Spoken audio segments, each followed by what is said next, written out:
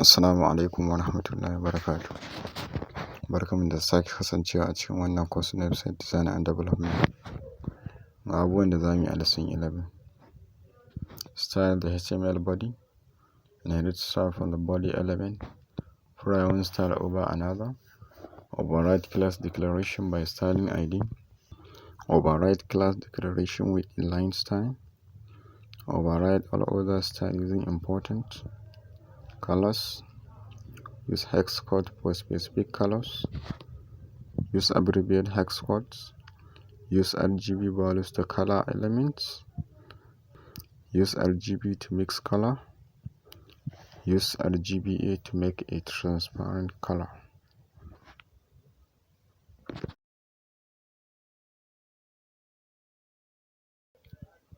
A wannan kuma za mu nuna muku yadda za ku yi styling ɗin body tag.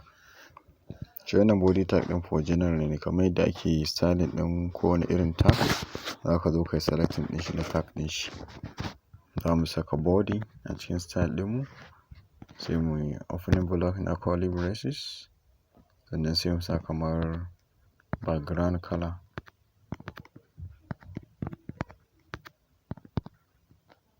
Za mu iya sa kamar black. Idan muka buɗe za ku ga gashi nan ya canza ya bamu baƙar kala. Za ka iya sa red.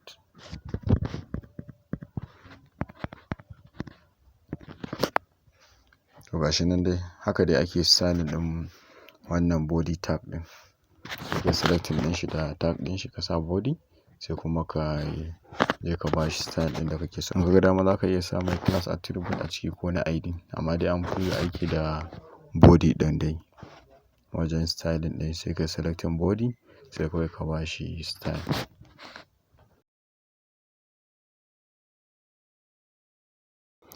A wannan kuma za mu nuna muku yadda za ku yi styling ɗin element ɗin da ke cikin body.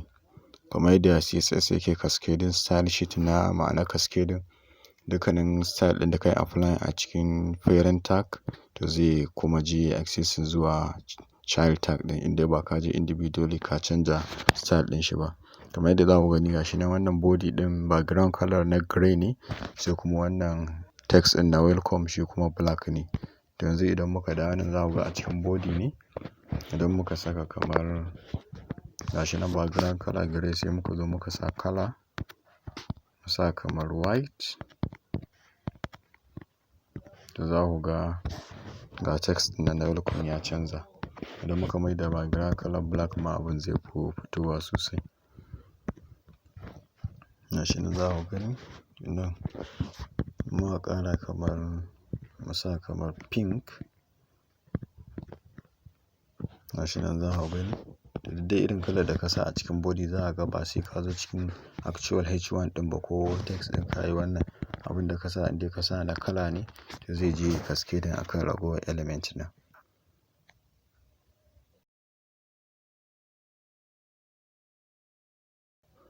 A wannan kuma za mu nuna muku yadda za ku ba wa element high priority wajen yin styling.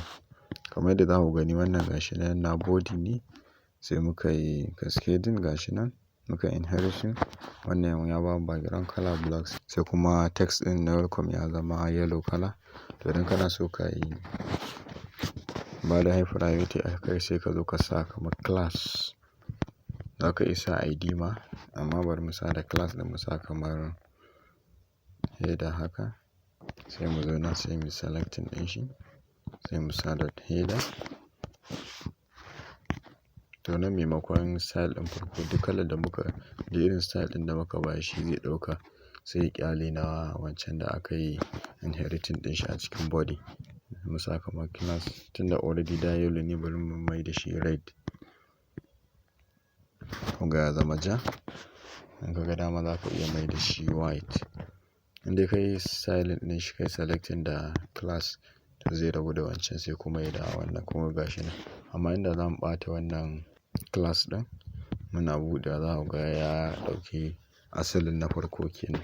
Amma in za mu dawo da shi, sai ku ga ya dawo da style ɗin da muka sa na shi class ɗin.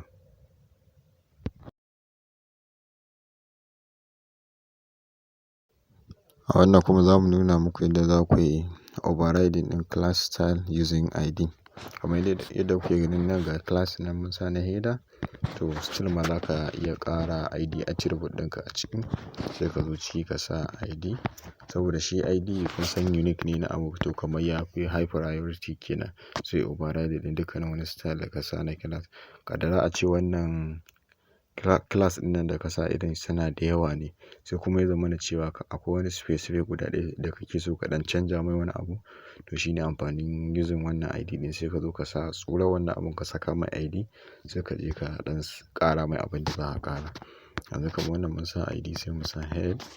To idan muka zo nan ciki sai mu selecting ɗin shi da hash sannan kuma sai head. To da abin da muka sa za mu iya sa color, sai mu sa orange.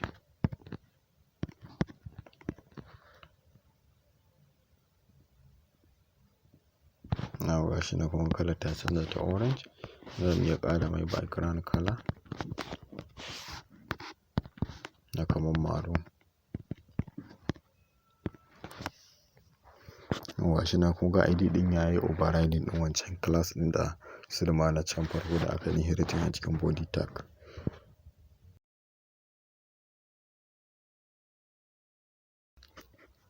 A wannan kuma za mu nuna muku yadda za ku yi overriding ɗin style na ID ko kuma class. Misali kaddara a ce ka sa style ne na ID ko class, to za ka iya zuwa kai overriding ɗin wannan gaba ɗaya da inline style. Shi kuma inline style shine wanda za ka shigo kan actual element ɗin, sai ka yi style attribute a ciki, sannan kuma sai ka yi applying ɗin style ɗin da kake so. Yanzu gashi nan mun shigo mun saka color, kamar mu saka purple. Za ku ga yadda duk da kowane irin style za ka sa, amma na kalan ne ya fi ba da ma'anar abin, za ka gan shi ya canja a lokacin, shi sa muke aiki da na kala. Amma kowane style in ka sa za ka ga kun ga ya bamu na purple kenan. Za ka iya canja background color ma. Ita kuma mu sa kamar white.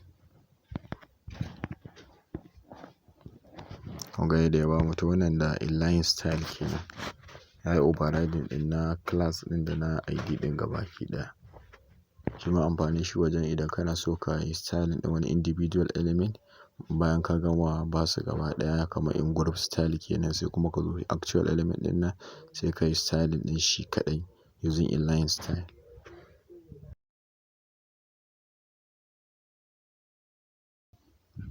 A wannan kuma za mu nuna muku yadda za ku yi overriding ɗin kowane irin style.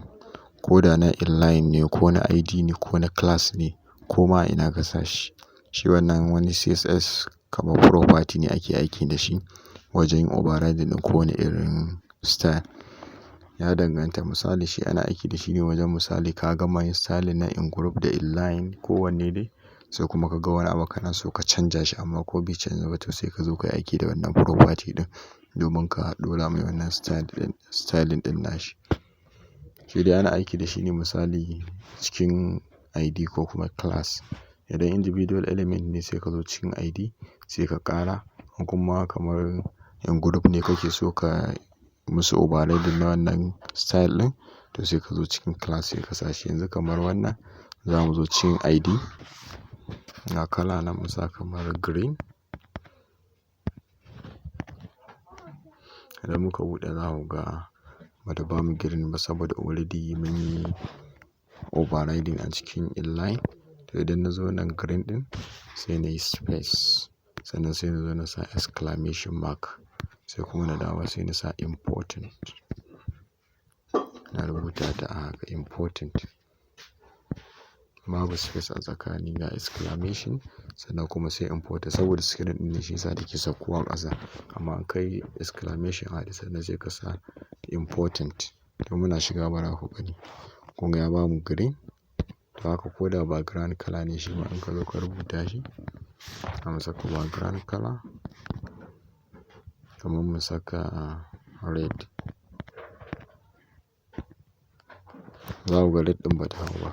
Amma idan muka zo muka ƙara da important, a gaba sai mun yi space sannan sai mun yi exclamation sai kuma mu rubuta important. To muna sa wannan idan muka buɗe kun ga jar ta hau. To shine amfanin wannan. Shi kowane irin style ne za ka yi overriding. ko da a class ne ko a AD ne ko inline ne. Haka ma in ka shigo cikin class a nan gaba ka ƙara important za a gaya ma. Cikin ID ma idan ka ƙara shi ma za a gaya ma.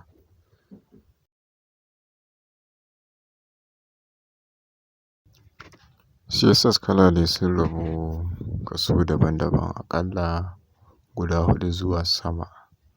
Amma dai wanda aka fi aiki da su sune using text wanda za ka rubuta kala kamar ka sa white, black, red, green, blue, maroon wanda already mun yi aiki da wannan.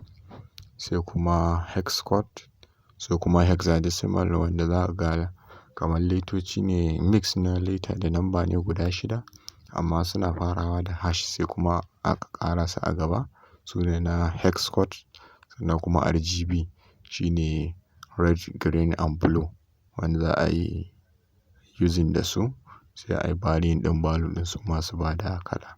Wanda already RGB ma common ne an san su da na normal text. Hex ɗin ne suke ɗan fita daban haka da kuma wasu HSL da dai sauransu dai.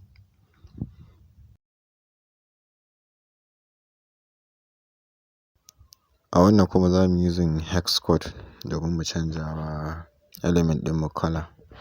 Kamar dai yadda kuke gani nan ga ID na zo na yi selecting ɗin shi cikin CSS. To zan zo nan na sa kala sai ne wannan column sai ne space. To su wannan hex code ɗin letoci ne guda 6 amma suna farawa da hash. Kowanne dole sai ka sa hash sannan za ta gane cewa kala kake nufi. Zan fara sa hash.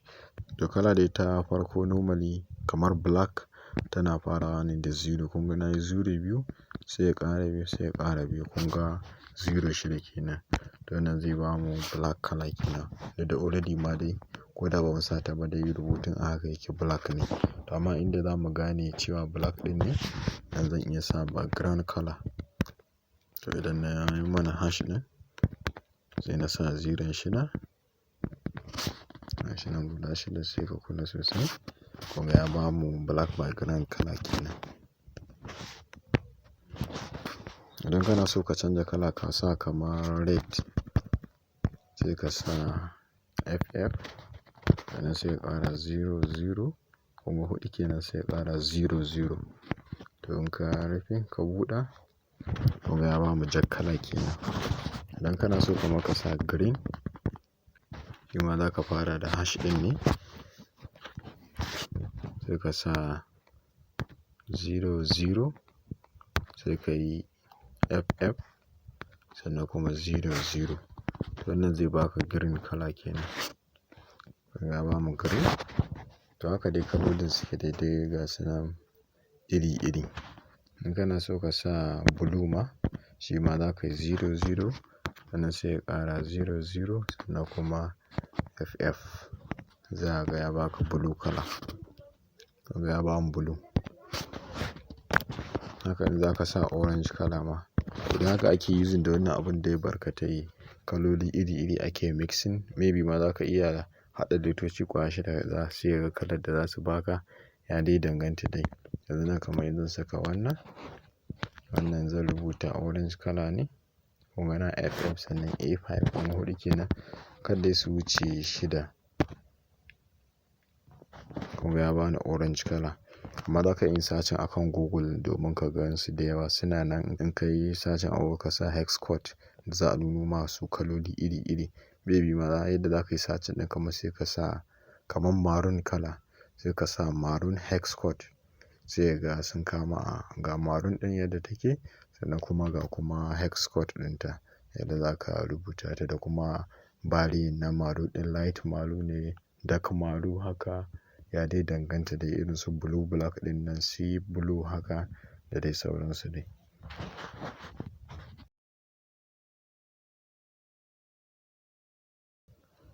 A wannan kuma za mu nuna muku yadda za ku yi abbreviating na wannan hex code ɗin. Maimakon a ce sai ka rubuta guda 6 to ko sai ka rubuta guda 3.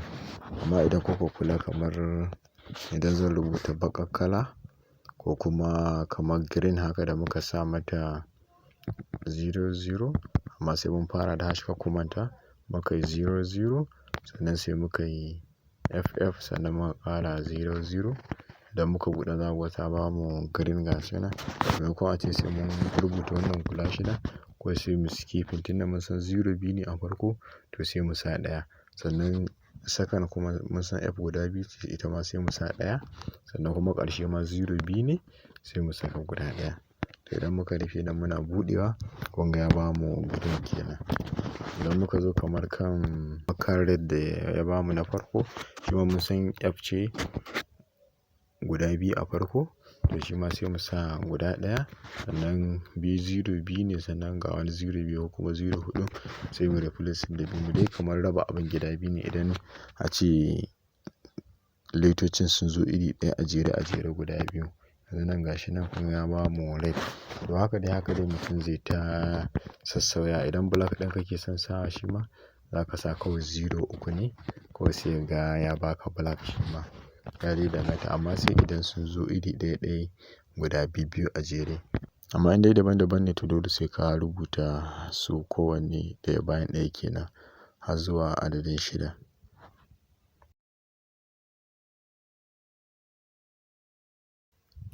A wannan kuma za mu yi aiki da RGB wajen sawa element color.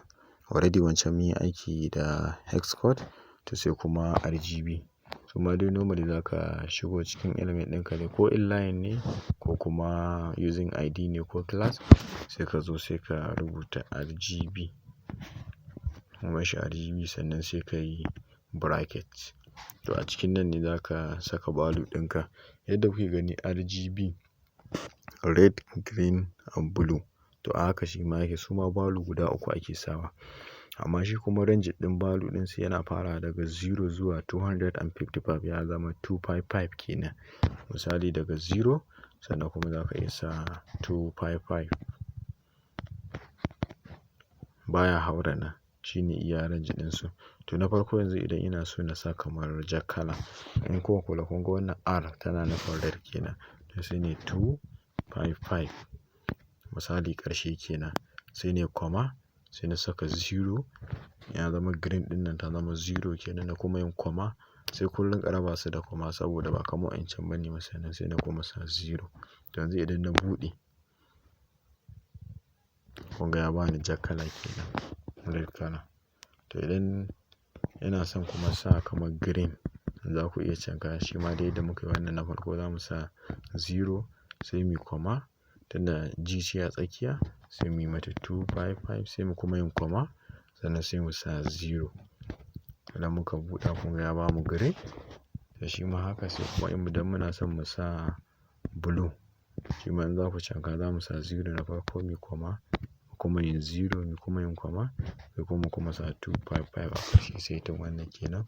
Idan muka buɗe kun ga ya zama blue kenan. To haka dai za ka yi ta varying. Amma ba na son 255 ɗin zan iya sa misali kamar 100. Za ku ga yanayin blue ɗin da zai bani kun ga ta ɗan yi duhu saboda ƙarfin ta bai kai ba kenan.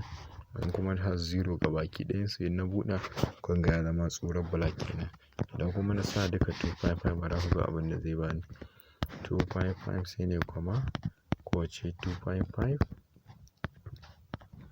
255 sannan nan ma na ƙarshe 255. Ku ga ya bani kamar white kenan ko kuma ku ce ya ɓatar da shi amma ba ɓatar da shi ba saboda white kala ya bayar. Inda zan sa background kala za ku ga abin da zai fito.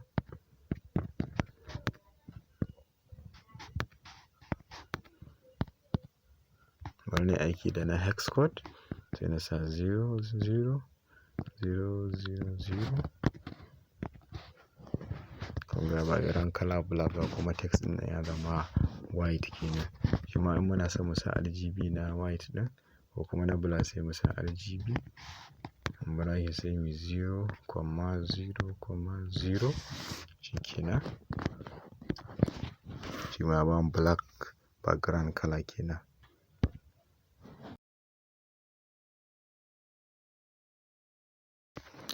A wannan kuma za mu yi aiki da RGB wajen haɗa kaloli iri daban-daban. Kamar yadda muka yi a hex code shi ma za ku ga mun sa wancan mun kai combination na letters da ma aƙalla guda shida latest da lambobi za ka ga kalolin sun canza. To shi ma haka RGB a kowane part na value ɗin daga 0 zuwa 255 idan kai value na value ɗin za ka ga shi ma ya baka wata specific kala. Yanzu kamar za mu iya sa wannan mu gani. Already wancan mun samar da blue, green da kuma black da white. To shi ma wannan za mu iya zuwa muyi RGB sai mu sa kamar yanzu nan 218. Za mu yi comma sai mu ƙara 112 kuma yin comma sai mu sa kamar 214. Idan muka buɗe kun ga ya bamu kamar pink kala kenan. Za mu iya yin wata misali kamar mu sa 128 mai comma muyi 121 sai mu comma mu sa kamar 24. Kun ga wannan R ɗin 128 sannan G ɗin 121 sannan kuma B ɗin kuma 24. Ba dai a so value ɗinka ya wuce 255.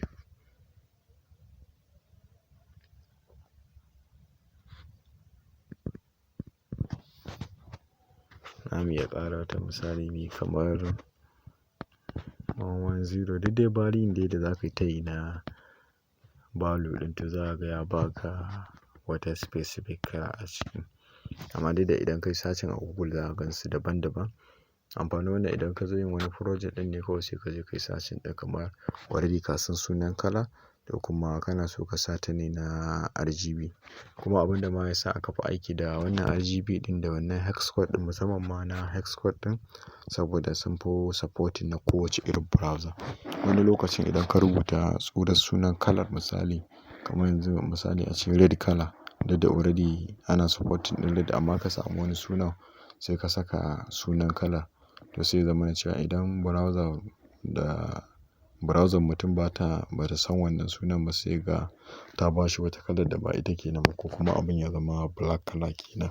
Amma in dai ka using da wannan RGB ko hex code ɗin to in sha Allah zai zamana cewa kalar da kake so daidai ita za ta fito a wannan abin da ka yi styling ɗin. Haka dai gashi nan haka za ka yi ta value na kaloli. Haka za ka yi ta value na values domin ka samar da kaloli. Za ka iya zama ka yi research a kai amma in ba ka samu jan lokaci kawai sai ka je kai searching tunda akwai table ɗinsu ma za ka gani sai kawai kai ta gani irin kalolin da suke ma sai ka zo ka yi applying ɗinsu a cikin project ɗinka.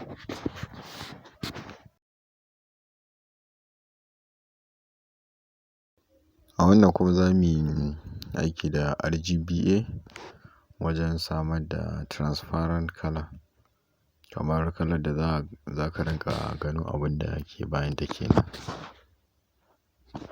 Za ku ga already mun yi aiki da RGB to nan akwai ƙarin A jikin RGB ɗin sai ka sa RGBA. Wannan A ɗin alpha value kenan. Shine wanda za ka rinƙa valuing yanayin yadda zai baka transparent ɗin. Irin transparent sosai haka gan shi bishi bishi haka ko kuma ɗan kaɗan za ka rinƙa hango abun baya ya dai danganta. Sannan kuma range ɗin shi daga 0 zuwa 1 ne. Da abin da za ka yi 0 zuwa 1 ne misali 0.9 sai ka zo 0.1 haka sama 0.01 har dai zuwa dai daga 1 dai zuwa 0 kuma 0 zuwa 1 baya wuce wannan. Ba shi kamar ragowar 255 ba. Value ɗin kalan ne yake zama 255 shi kuma alpha value ɗin daga 0 zuwa 1. Yanzu za mu gani yanzu idan na buɗe wannan za ku ga yadda zai mana. Already daga dai kun ga gashi nan black background kala ne sannan kuma da white text. To a nan gurin ga wani ɗan ƙaramin div da na haɗa da dabarar ku da wannan style ɗin na sama sai daga baya za mu yi su. Already dai yanzu kan kala muke gashi nan yanzu kamar idan na sa background kala ne RGB to sai nai mana 00 zan yi space na sa 0 nan kuma yin space na sa 0. Za ku ga nan na sa space a wancan kuma mun sa comma. In dai na RGB ne duka za ka iya ko kai comma a haɗe ko kuma kai space sannan sai ka saka value ɗinka. Duka zai kun ga ya bamu gashi nan black ya rufe mana shi. To idan muna so mu sa na wancan to nan gurin sai mu sa kamar RGBA kenan. Za mu yi transparent sai na zo nan na sa RGB sai na sa A. sannan sai na yi parenthesis ɗina. To shi kuma na RGBA ɗin nan ba a yi mai space sai dai dole kwama. Sai na yi 0, 0, 0, shi wannan zerikan nan guda uku na farko na RGB ne, sannan kuma na ƙarshe da za mu saka shi ne na alpha value ɗin kenan. Yanzu idan na yi 0 sai na buɗe, kun ga yayi ba mu kamar ba komai kenan.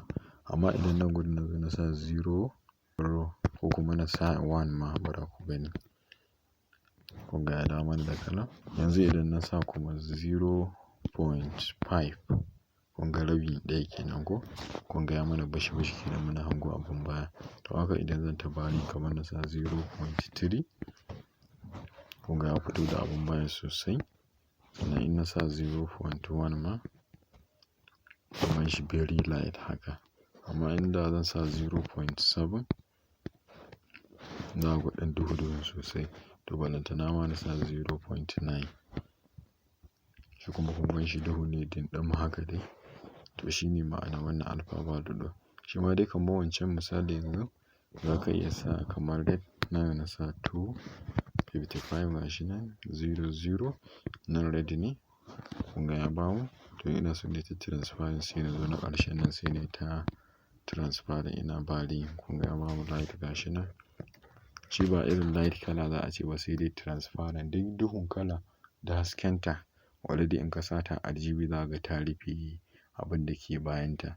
Amma idan ka yi sa RGBA mai alpha value sai ga ta ɗan buɗe ma. A wannan ne ake aiki kamar manipulation na wani abu ko kuma styling ɗin wani abu. Sai ka ɗan ba da can kala ana ɗan hango abun baya kaɗan, wancan ana hangowa kaza haka dai. Shi ne ake aiki da su. Na sa 0.1, kun ganta very light haka, very transparent gashi nan ta buɗe sosai. To dai shi ne dai ma'ana wannan RGBA ɗin. Amma za ka iya yin searching a Google sai ka samu ƙarin bayani a kai da kuma yanayin kaloli su ma iri-iri. Amma kuma wani abu guda ɗaya kawai da kalar da ka same ta RGB, to kawai sai ka zo ka yi apply ɗin ta nan sai dai kawai ka yi varying ɗin alpha value ɗin sai ga ya baka abin da kake so ko ɓangaren kala ko kuma background kala. To masha Allah, daga nan ne muka zo ƙarshen wannan lesson ɗin. Ga duk mai son ƙarin bayani ko kuma joining ɗinmu a classes sai ya tuntuɓe mu akan wannan lambobin. Bissalam.